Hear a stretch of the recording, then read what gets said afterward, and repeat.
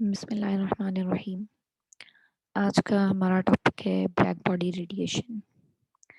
Black body radiation पढ़ने से पहले थोड़ा सा मैं आपको इंट्रोडक्शन देना चाहती हूँ कि देखिए, जब भी हम किसी बॉडी को हीट करते हैं तो उसमें से रेडिएशंस एमिट होती हैं, ठीक है। और अब रेडिएशंस जो हैं वो किस नेचर की हैं, वो टेम्परेचर के ऊपर डिपेंड कर रहा होता है कि आप किस टेम्परेचर के ऊपर किसी बॉडी को हीट कर रहे हैं, ठीक है। जब टेम्परेचर लो होता है, यानी कि हमने कम टेम्परेचर अभी रखा हुआ है, तो उस पर जो रेडिएशंस एमिट होती हैं वो लो एनर्जी की होती हैं। और लो एनर्जी से मुराद है लो फ्रीक्वेंसी या लार्ज वेवलेंथ, लॉन्ग वेवलेंथ, ठीक है। तो लो टेम्परेचर के ऊपर लॉन्ग वेवलेंथ की रेडिएशंस एमिट होती हैं। इसी तरह जैसे जैसे टेम्परेचर हम बढ़ाते जाते हैं वैसे वैसे एनर्जी हाई होती जाती है रेडिएशंस की, एमिटेड रेडिएशंस की, ठीक है। और एनर्जी हाई होने का मतलब है कि वेवलेंथ कम होती जाती है। तो लो टेम्परेचर पर लॉन्ग वेवलेंथ वाली रेडिएशंस होती हैं और हाई टेम्परेचर पर शॉर्ट वेवलेंथ वाली रेडिएशंस जो हैं वो निकल रही होती हैं, ठीक है। और कौन सी रेडिएशन कितनी अमाउंट में एमिट होगी ये भी हर वेवलेंथ के लिए डिफरेंट होता है। यानी कि फॉर एग्जांपल अगर रेडिएशंस जो है वो इंफ्रारेड रीजन वाली निकल रही हैं तो उनकी अमाउंट कुछ और होगी। इसी तरह अगर कोई विजिबल रीजन की निकल रही हैं तो उसकी अमाउंट कुछ और होगी, ठीक है। तो कितनी अमाउंट में कौन सी रेडिएशन निकलेगी ये वेरी करता है, हर वेवलेंथ के लिए ये डिफरेंट होता है, ठीक है। तो हम बेसिकली कहते हैं कि एनर्जी जो है वो डिफरेंट वेवलेंथ्स में डिस्ट्रीब्यूट हुई होती है, ठीक है। डिफरेंट वेवलेंथ्स के बीच में डिस्ट्रीब्यूट हुई होती है डिफरेंट टेम्परेचर के ऊपर। तो एग्जांपल कुछ मौजूद हैं आपके पास कि प्लैटिनम वायर को जब हीट किया जाता है तो 500 डिग्री सी जब टेम्परेचर होता है ना तो उसका डल रेड कलर होता है। फिर उसके बाद जब 500 से 900 तक हो गया, बढ़ रहा है ना कलर, तो इसका मतलब है सॉरी बढ़ रहा है टेम्परेचर, तो इसका मतलब है कि एनर्जी ज़्यादा हो रही है और वेवलेंथ कम हो रही है। तो रेड से ज़्यादा एनर्जी वाली जो होती है वेवलेंथ वो चेरी रेड हो जाती है।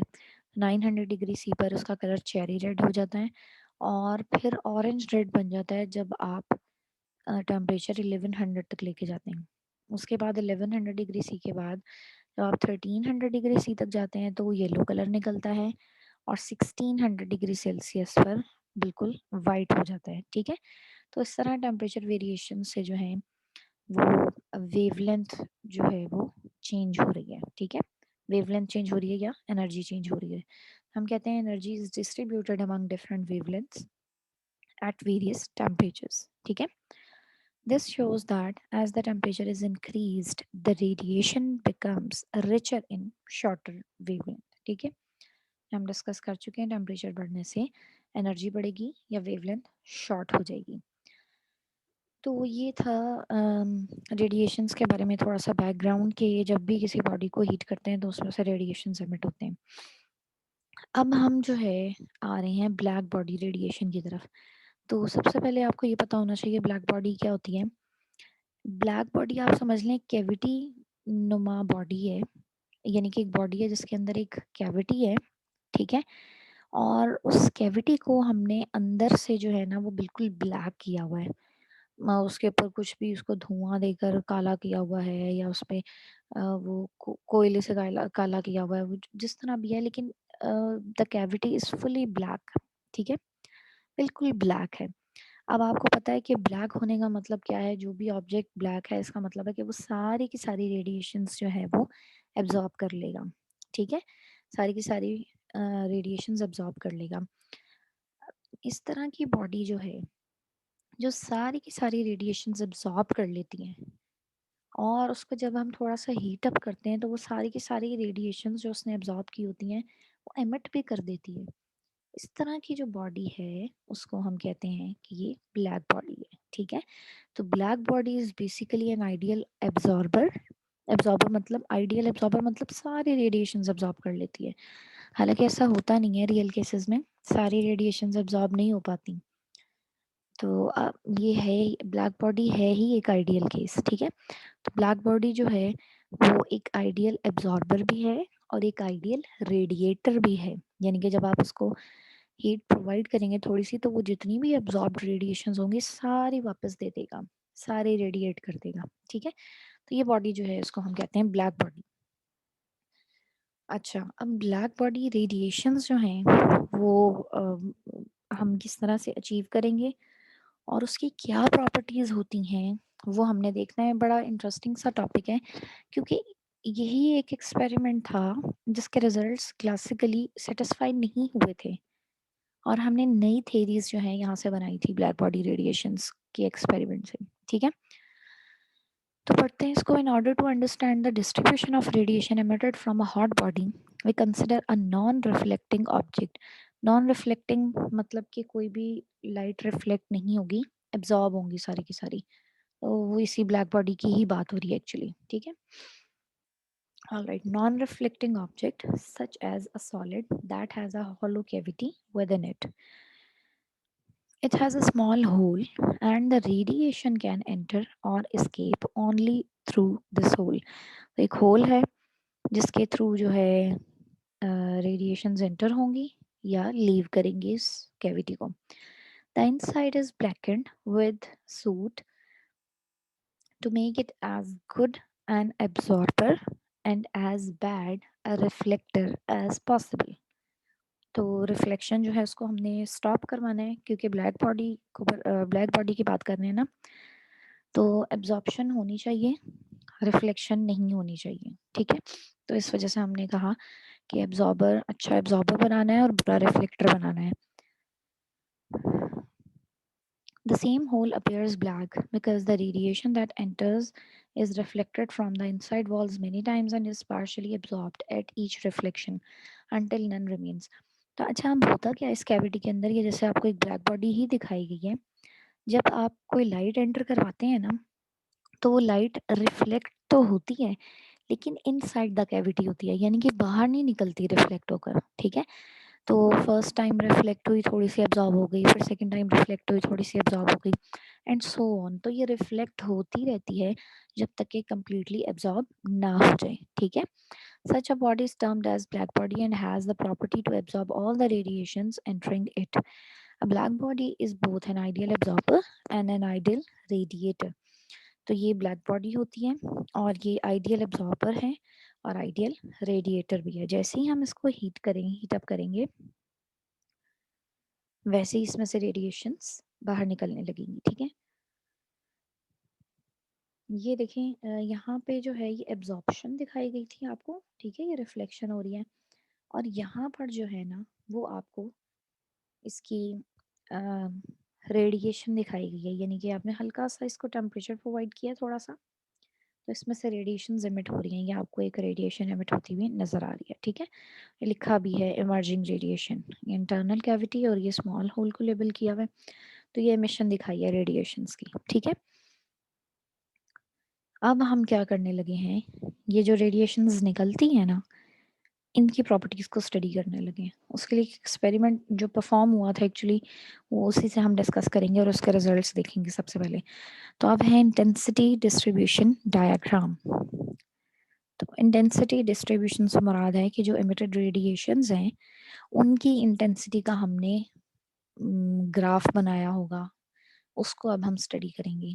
ठीक है, तो लमर एंड प्रिंगशम थे जिन्होंने ये जो ब्लैक बॉडी से रेडिएशंस एमिट होती थी, वेवलेंथ्स एमिट होती थी डिफरेंट टेम्परेचर्स पर, उसको एक ऑपरेटर्स के थ्रू जो है उसकी इंटेंसिटी को स्टडी किया था, मेजर किया था। ये ऑपरेटर्स आपको यहाँ दिखाया गया है। ठीक है, ये ब्लैक बॉडी है, ब्लैक बॉडी कैविटी है, फर्नेस लगाया हुआ है ताकि आप उसको हीट अप कर सकें। इसमें से रेडिएशंस एमिट हुई हैं। इन रेडिएशंस को आपने एक रॉक सॉल्ट प्रिज्म है जिसके ऊपर फोकस करवाया है, वहाँ से ये रिफ्लेक्ट हुई हैं।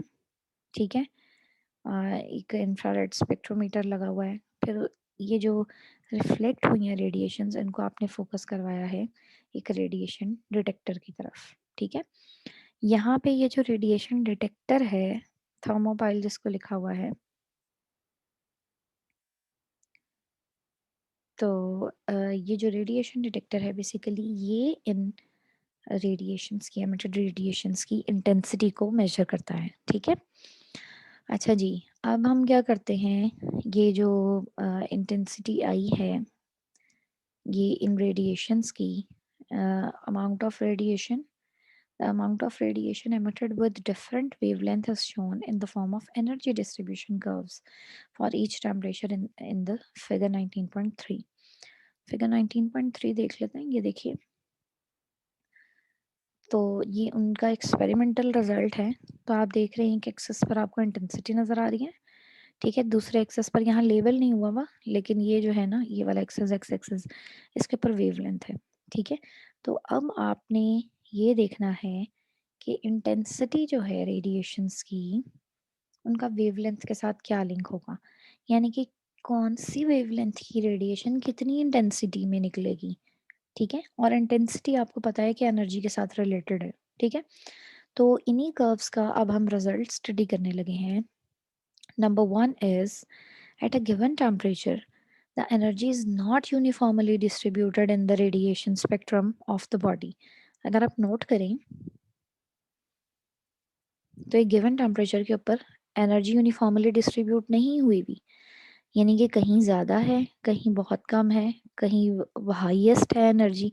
ठीक है, सिर्फ एक कर्व को देखें। इसी तरह अगर ये वाला कर्व देख लें तो देखें इस पॉइंट पर इंटेंसिटी का एनर्जी कम है, इस वेवलेंथ के ऊपर बहुत ज़्यादा है, ठीक है, इस वेवलेंथ के ऊपर बहुत कम है। तो लिहाजा यहाँ से हमें ये पता चला कि वेवलेंथ चेंज होने के साथ साथ एनर्जी भी चेंज हो रही है। ठीक है, कहीं मैक्सिमम आ रही है, कहीं बहुत कम आ रही है। ठीक है, तो ये बड़ा इंटरेस्टिंग रिजल्ट था, होना ये चाहिए था कि जैसे जैसे वेवलेंथ बढ़ रही है इंटेंसिटी उसी रेशियो से कम या ज़्यादा होनी चाहिए थी, लेकिन यहाँ हमने एक अजीब सा बिहेवियर देखा कि पहले लो होती है और फिर एकदम से पीक पर पहुंच जाती है और फिर दोबारा लो होना शुरू हो जाती है। ठीक है, तो ये बड़ा इंटरेस्टिंग सा रिजल्ट था। ये जो एनर्जी है या इंटेंसिटी है वो यूनिफॉर्मली डिस्ट्रीब्यूटेड नहीं है रेडिएशन स्पेक्ट्रम में। ठीक है, number two, at a given temperature T, the emitted energy has a maximum value for a certain wavelength, lambda maximum, and the product lambda maximum multiplied by temperature remains constant। देखा ये गया कि ये चार curves बनी है ना, चार टेम्परेचर वाली कर्व्स बनी है, हर कर्व के लिए ये आप देख रहे हैं कि एक एक पीक वैल्यू आ रही है इंटेंसिटी की। ठीक है, एक खास वैल्यू है, मैक्सिमम वैल्यू है इंटेंसिटी की। ये मैक्सिमम वैल्यू जिस वेवलेंथ के ऊपर है उसको हमने लेमडा मैक्स कहा। ठीक है, लेमडा मैक्स कहने से मुराद है कि वो वाली वेवलेंथ है जिसके ऊपर मैक्सिमम इंटेंसिटी आ रही है। तो हर कर्व की अपनी अपनी एक लेमडा मैक्सिमम है। ठीक है, टेम्परेचर चेंज होने से लेमडा मैक्सिमम आप देखें पीछे की तरफ शिफ्ट हो रही है, टेम्परेचर बढ़ने से, सॉरी, ये पहले 1000 था तो ये लेमडा मैक्सिमम थी। ठीक है, 1260 हुआ, लेमडा मैक्सिमम कम हो गई, 1450 हुआ, लेमडा मैक्सिमम और कम हो गई, इसी तरह 1650 पर और कम हो गई। ठीक है, तो एक्चुअली लेमडा मैक्सिमम हर टेम्परेचर के ऊपर चेंज हो रहा है, लेकिन जब आप लेमडा मैक्सिमम और टेम्परेचर का प्रोडक्ट लेंगे तो वो हमेशा कांस्टेंट रहेगा। ये भी ये भी एक्सपेरिमेंटली उन्होंने देखा, लेमडा मैक्स निकाल कर और उसको टेम्परेचर के साथ मल्टीप्लाई करके देखा, चारों कर्व्स के लिए वो कांस्टेंट आ रहे थे। ठीक है, तो ये जो कांस्टेंट वैल्यू आती है ये जो है ये होती है 2.9 into 10⁻³ milli kelvin, sorry metre kelvin. ठीक है, metre from wavelength and kelvin from temperature. तो 2.9 इंटू 10⁻³ मीटर केल्विन आती है। This equation means that as temperature increases, lambda maximum shifts to shorter wavelength। तो ये भी हमने देखा जैसे जैसे टेम्परेचर बढ़ रहा था lambda maximum पीछे की तरफ जा रहा था, कम हो रहा था। ठीक है, लेकिन इनका प्रोडक्ट जो है हमने कहा ये कांस्टेंट है और उसकी वैल्यू ये आएगी। इस कांस्टेंट को हम वीन्स कांस्टेंट कहते हैं। ठीक है, वीन्स या वाइन्स जो भी आप प्रोनाउंस करें, तो ये वीन्स कांस्टेंट है। ठीक है, फिर उसके बाद तीसरा रिजल्ट क्या देखा गया, for all wavelengths an increase in temperature causes an increase in energy emission। For all temperatures for all wavelengths, increase in temperature causes an increase in energy emission. इसको समझाने के लिए मैं एक पॉइंट ले रही हूँ. सपोज ये वाली जो लाइन नजर आ रही है ना, सेकंड ब्लू लाइन जो नजर आ रही है, सपोज ये वाला पॉइंट ले लिया मैंने. ठीक है, तो इस पॉइंट के ऊपर देखिए, एक ये पॉइंट हो गया. यहाँ पे एनर्जी की वैल्यू चेक करेंगे, इंटेंसिटी की वैल्यू कम है. टेम्परेचर बढ़ा, इस वेवलेंथ सेम है, टेम्परेचर बढ़ गया. टेम्परेचर बढ़ने से इस वेवलेंथ के ऊपर जो एनर्जी होगी या इंटेंसिटी होगी वो ज़्यादा हो गई. फिर मज़ीद टेम्परेचर बढ़ाया तो उसी वेवलेंथ की जो रेडिएशंस थी अब वो ज़्यादा एनर्जी की हो गई. ठीक है, तो एनर्जी एमिशन बढ़ रहा है, इंक्रीज हो रहा है. फिर इसी तरह इस कर्व पे देख लें, एनर्जी और ज़्यादा हो गई. यानी कि सेम वेवलेंथ की जो रेडिएशंस हैं वो टेम्परेचर बढ़ाने से उनकी एनर्जी बढ़ती जाती है. ठीक है, the radiation intensity increases with increase in wavelength, and at a particular wavelength it has a maximum value. With further increase in wavelength the intensity decreases. अब एक अगर सिंगल कर्व की बात करें, ठीक है, कोई सा भी कर्व ले लें, ये सबसे बड़ा वाला कर्व ले लेते हैं.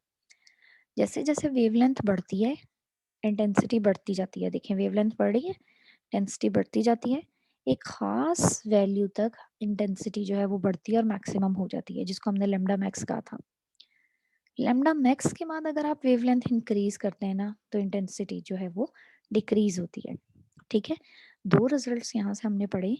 एक ये कि टेम्परेचर बढ़ाने से एक ही वेवलेंथ की जो रेडिएशंस हैं वो एनर्जी उनकी बढ़ती जाती है. ठीक है, एनर्जी एमिशन बढ़ता जाता है. ठीक है, और दूसरा हमने क्या पढ़ा कि जैसे जैसे वेवलेंथ बढ़ती है इंटेंसिटी भी बढ़ती है, लेकिन एक खास वैल्यू तक, वेवलेंथ की खास वैल्यू तक. उसके बाद जब वेवलेंथ बढ़ती है तो एनर्जी जो है या इंटेंसिटी जो है वो डिक्रीज होती है. ठीक है, fourth one is the area under each curve represents the total energy E radiated per second per square meter over all wavelengths at a particular temperature. अब ये हमें बड़े अच्छी तरह से पता है कि जो भी ग्राफ बनता है उसके अंदर जो एरिया कवर हो रहा होता है वो कोई ना कोई क्वांटिटी को रिप्रेजेंट करता है. तो इस केस में, इस ग्राफ के केस में जो एरिया अंडर द कर्व है वो आपको क्या देता है, total energy radiated per second per square metre. ठीक है, over all the wavelengths at a particular temperature. और उसके बाद हमने ये देखा कि this area is directly proportional to the fourth power of kelvin temperature. Area जो है वो डायरेक्टली प्रोपोर्शनल है फोर्थ पावर ऑफ टेम्परेचर के. और एरिया हमने अभी कहा कि एनर्जी है, टोटल एनर्जी है. तो इट मीन्स एरिया या energy is directly proportional to fourth power of temperature, where temperature is in Kelvin. तो T raised to the power 4 आपको नजर आ रहा है. इस प्रोपोर्शनैलिटी को हमने इक्वल में चेंज किया, साथ एक कांस्टेंट आया. इस कांस्टेंट की जो वैल्यू है एक्सपेरिमेंटली हमने फाइंड की, वो जो है वो आती है 5.67 into 10 raise to the power -8. ठीक है, -8 वॉट पर मीटर स्क्वायर पर केल्विन. ठीक है,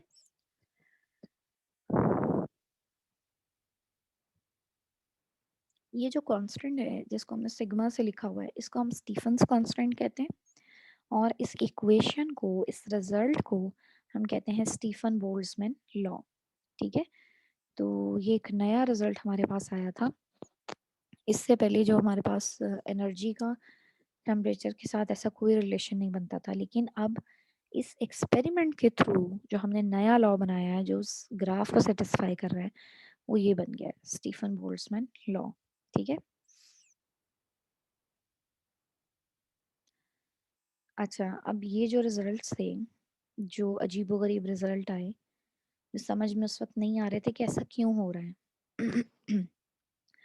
फॉर एग्जाम्पल के एनर्जी खास वेवलेंथ तक बढ़ती है फिर उसके बाद कम होना शुरू हो जाती है, तो ऐसा क्यों हो रहा है.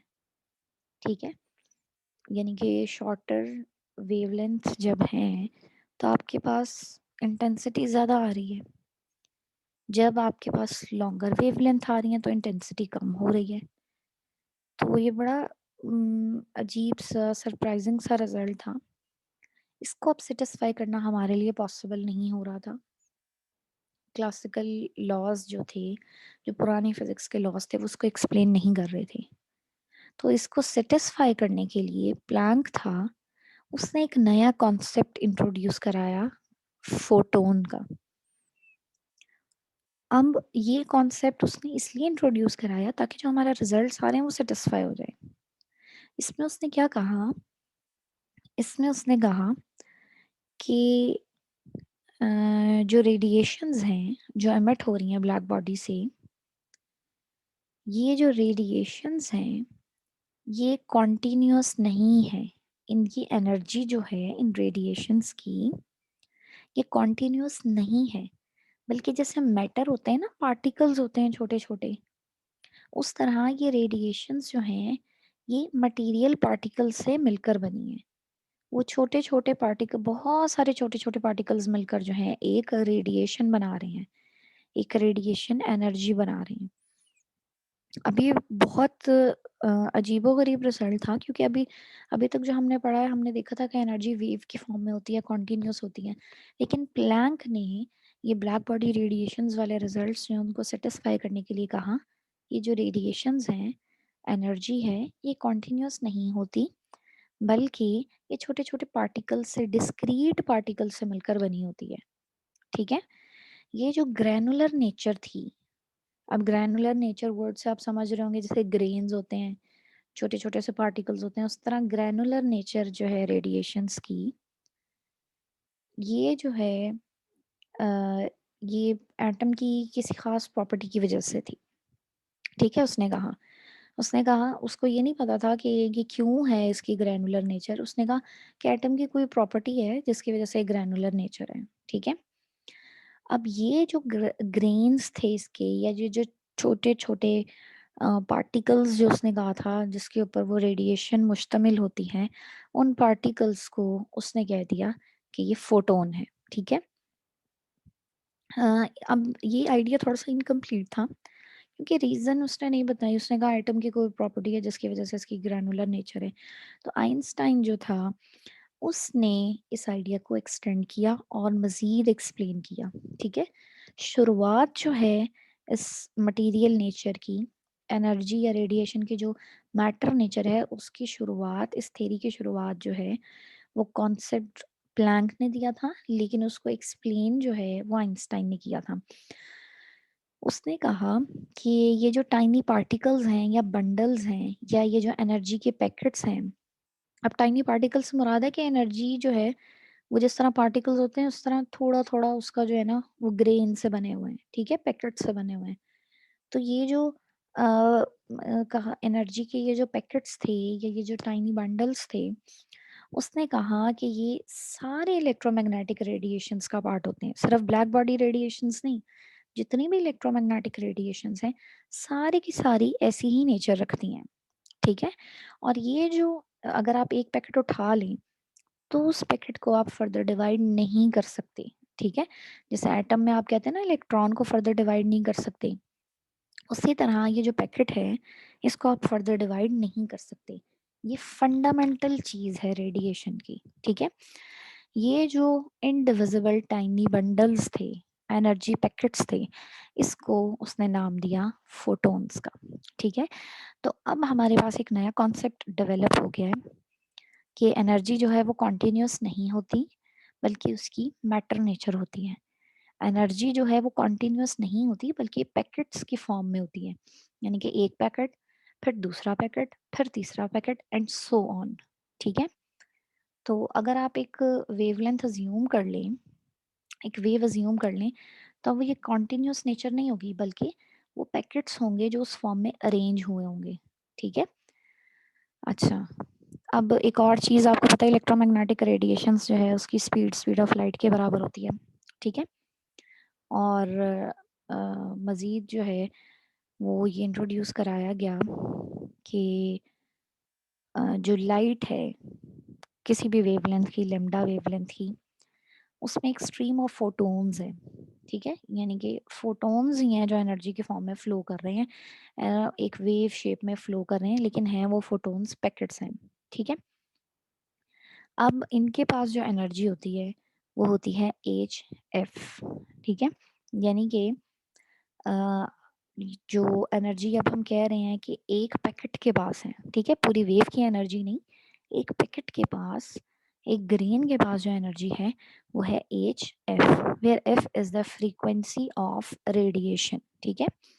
और H क्या है? H एक कांस्टेंट है जिसको प्लैंक कांस्टेंट कहते हैं। इसके बारे में अभी हम मजीद पढ़ते हैं, ठीक है। ऑल राइट, तो अभी लास्ट टाइम जो हमने लेक्चर डिस्कस किया था रिलेटिविस्टिक मैकेनिक्स में, अगर आपको याद हो तो मैंने ग्रुप में मैसेज किया था, व्हाट्सएप ग्रुप में, कि ये हमारे स्मार्ट सिलेबस में इंक्लूड नहीं है, लेकिन ये मैंने इसलिए पढ़ाया है क्योंकि ये सारी चीज़ें आपको पता होनी चाहिए, ठीक है। वहाँ पे हमने कुछ रिलेशंस पढ़े थे, ठीक है। वो रिलेशंस जो हैं वो थोड़े बहुत यहाँ पे यूज़ होंगे अब, ठीक है।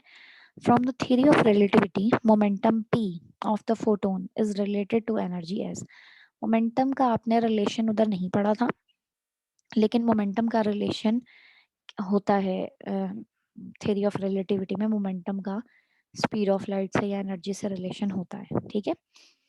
तो जो मोमेंटम का रिलेशन है एक फोटोन की एनर्जी का और मोमेंटम का जो रिलेशन है वो है E equals to P C, यानी कि energy of the photon equals to momentum multiplied by speed of light. अब एनर्जी हमने कहा कि एक पैकेट की एनर्जी एच एफ के बराबर है, तो एच एफ यहाँ लिख दिया। पी को सॉल्व करेंगे तो आ जाएगा एच एफ ओवर सी, और आपको पता है एफ ओवर सी यानी कि फ्रीक्वेंसी ओवर स्पीड जो है वो किसके बराबर होती है? वो 1 ओवर वेवलेंथ के बराबर होती है, तो इसलिए यहाँ पे आ गया एच ओवर लेमडा, ठीक है। अब आपको कोई टेबल दिखाया गया 19.1, ये आपको जो है ये रिलेट करता है quanta emitted in different regions of electromagnetic spectrum with energy। अच्छा, एक और चीज़ मैं यहाँ आपको बता दूँ, ये जो पैकेट्स की हमने बात की ना जिसको फोटोन्स कह रहे हैं हम, इनको हम क्वांटा ऑफ एनर्जी भी कहते हैं, ठीक है। ये बात आपने याद रखनी है क्योंकि ये वर्ड आ गया इसलिए मैंने आपको बताया है। क्वांटा जहाँ भी वर्ड यूज हो उसका मतलब फोटोन है, ठीक है। अब हम देख लेते हैं, ये है 19.1 इलेक्ट्रोमैग्नेटिक स्पेक्ट्रम, ठीक है।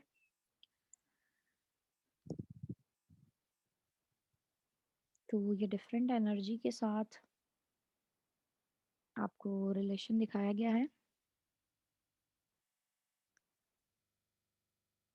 ये आप चेक कर सकते हैं। इलेक्ट्रोमैग्नेटिक स्पेक्ट्रम है, ये देखें, ये विजिबल रीजन है। विजिबल रीजन को एक्सप्लोर किया हुआ, आप इसकी वेवलेंथ्स देख सकते हैं, 400 से 700 नैनोमीटर तक है, ठीक है। ये देखिए सारा स्पेक्ट्रम, ठीक है। लॉन्ग रेडियो वेव्स हैं, am radio, television and FM radio, ये सारा इलेक्ट्रोमैग्नेटिक स्पेक्ट्रम दिखाया हुआ है। Any how, at the high and का मतलब है कि जो हाईएस्ट एनर्जी वाली रेडिएशंस हैं यानी कि gamma rays, gamma radiation with energy approximately 1 mega electron volt is easily detected as quanta by a radiation detector and counter। तो ये जो हाईएस्ट एनर्जी वाली रेडिएशन है ना, यानी कि जिसकी एनर्जी बहुत ज़्यादा है, इसको जो है ना हम डिटेक्ट कर सकते हैं in the form of quanta, यानी कि इसमें हमें पता चलता है कि ये क्वांटा मौजूद है, फोटोन्स मौजूद हैं। At the other end of the energy of photon of radio wave is only about 10 raised to the power minus 10 electron volt। ये देखें लोएस्ट एनर्जी की रेडिएशंस हैं, तो millions of photons are needed to detect a signal and hence wave properties of radio waves predominate। तो इस इतने कम जो energies हैं उनमें अगर आप फोटोन डिटेक्ट करना चाहते हैं तो आपको बहुत ज़्यादा फोटोन्स की ज़रूरत पड़ती है कि वो एक सिंगल सिग्नल जो है वो जनरेट कर दें, ठीक है। तो हाईएस्ट एनर्जी वाली तो जल्दी से डिटेक्ट हो जाती हैं, लोएस्ट एनर्जी वाली जो है ना वो मुश्किल हो जाती हैं। The quanta are so close together in energy value that radio waves are detected as continuous radiation. अच्छा, एक और चीज़, एनर्जी जब लो है ना, तो लो एनर्जी होने का मतलब है कि जो फोटोन्स हैं या क्वांटा हैं वो बहुत क्लोज हैं एक दूसरे के, ठीक है। एक दूसरे के इतना क्लोज हैं कि आपको वो वेव ही लगती है, कॉन्टिन्यूस रेडिएशन, एक कॉन्टिन्यूस वेव लगती है, ठीक है। तो इसी तरह जब हम उसको डिटेक्ट करते हैं तो वो उसकी डिटेक्शन भी एज अ वेव ही होती है। लेकिन जब एनर्जी बहुत ज़्यादा है ना, तब वो डिस्क्रीटनेस जो है वो डिटेक्ट होना शुरू हो जाती है। ठीक है, आपको पता चलता है कि यहाँ पे मैटर नेचर है। ठीक है, तो बेसिकली अब हम रेडिएशंस की दो नेचर्स की बात करें, एक मैटर नेचर है और एक वेव नेचर है। तो वेव नेचर जो है वो लो एनर्जीज पर डोमिनेट होती है, और जो मैटर नेचर है वो हाई एनर्जीज पर डोमिनेट होती है। ठीक है, ये भी बड़ा इंपॉर्टेंट रिजल्ट है कि जैसे जैसे एनर्जी हाई होती है वैसे वैसे ग्रैनुलर नेचर या जो डिस्क्रीट नेचर है, मैटर नेचर है, वो प्रोमिनेंट होना शुरू हो जाती है। ठीक है, तो यही वजह है कि ऑर्डिनरी लाइफ में हम इसकी मैटर नेचर जो है वो ऑब्जर्व नहीं कर पाते क्योंकि एनर्जीज बहुत कम होती हैं। ठीक है, ऑल राइट। द एमिशन और absorption of energy in steps may be extended to include any system such as a mass oscillating on a spring. However, the energy steps are far too small to be detected and so any granular nature is invisible. तो ये अब जाहिर है कि energy की अब matter nature पढ़ रहे हैं तो एनर्जी की जो एब्जॉर्प्शन है और एमिशन है वो भी इन स्टेप्स की, इन ग्रेन्स की फॉर्म में होगी ना। ठीक है, तो इसकी बात हो रही है, quantum effects are only important when observing atomic sized objects. All right, तो अब हम ये जो पैकेट्स की बात कर रहे हैं ये बहुत छोटे साइज के होते हैं, बहुत स्मॉल स्केल के होते हैं। तो मैंने आपको लास्ट लेक्चर में बताया था कि जब हम स्मॉल स्केल की बात करते हैं तो उस वक्त जो मॉडर्न फिजिक्स है उसका जो फीचर है क्वांटम मैकेनिक्स वाला वो चलेगा हमारा। ठीक है, उस ब्रांच को हम क्वांटम मैकेनिक्स कहते हैं। ठीक है, तो अब चूंकि ये जो ग्रेन्स हैं ये बहुत छोटे साइज के हैं, एनर्जी पैकेट्स बहुत छोटे साइज के हैं, तो यहाँ पे क्वांटम इफेक्ट्स जो हैं वो ऑब्जर्व होंगे, वो इम्पोर्टेंट होंगे। ठीक है, और क्वांटम थ्योरी का क्वांटम इफेक्ट के अंदर जो मोस्ट सिग्निफिकेंट फैक्टर है वो एज है। ठीक है, एज, ये जो अभी मैं हमने यहाँ पे कांस्टेंट पढ़ा था इस फॉर्मूले के अंदर जिसको मैंने कहा था ये प्लैंक कांस्टेंट है। ठीक है, तो ये जो एज है ये बहुत सिग्निफिकेंट फैक्टर है क्वांटम इफेक्ट्स के अंदर। ठीक है, अब ये एज जो है इसके बारे में एक्सप्लेनेशन जो है वो थोड़ी सी रिक्वायर्ड है। अच्छा, मैं आपको डायरेक्ट फोटोन पर ले आई थी, मैंने आपको ये वाला पोर्शन नहीं दिखाया था लेकिन मैंने वर्बली आपको सारा बता दिया था उधर ही। तो ये जो प्लैंक्स अजम्पशन है ये वही चीज़ें लिखी हुई हैं जो मैंने शुरू में आपको बताई थी। ठीक है, अब यहाँ से जो है मैं आपको दिखाने लगी हूँ, एज की थोड़ी सी डिटेल्स हैं, जल्दी से इसको गो थ्रू कर लेते हैं ताकि जो चीज़ें मैंने आपको पहले बताई हैं वो रिवाइज हो जाएं। वैसे मैं आपको ये सारा करवा चुकी हूँ, सिर्फ ये एज की एक्सप्लेनेशन रह गई है। तो electromagnetic wave theory of radiation, wave theory, अब ये वेव नेचर की बात हो रही है। ठीक है, cannot explain the energy distribution along the intensity wavelength curve. The successful attempts to explain the shape of energy distribution curves gave rise to a new and non-classical view of electromagnetic radiation. तो जैसे मैंने आपको बताया था कि ये जो energy distribution है ये बहुत अजीबोगरीब थी, ये क्लासिकल फिजिक्स से सेटिस्फाई नहीं होती थी। अब क्लासिकल फिजिक्स में जो है उसमें इलेक्ट्रोमैग्नेटिक रेडिएशंस जो हैं वो वेव की फॉर्म में होती हैं, इसीलिए वेव थ्योरी लिखा हुआ है। ठीक है, तो अब एक नॉन क्लासिकल थ्योरी जो है वो इंट्रोड्यूस कराई प्लैंक ने। 1900 Max Planck formulated a mathematical model resulting in an equation that described the shape of observed curves exactly. He suggested that energy is radiated or absorbed in discrete packets called quanta rather than as a continuous wave.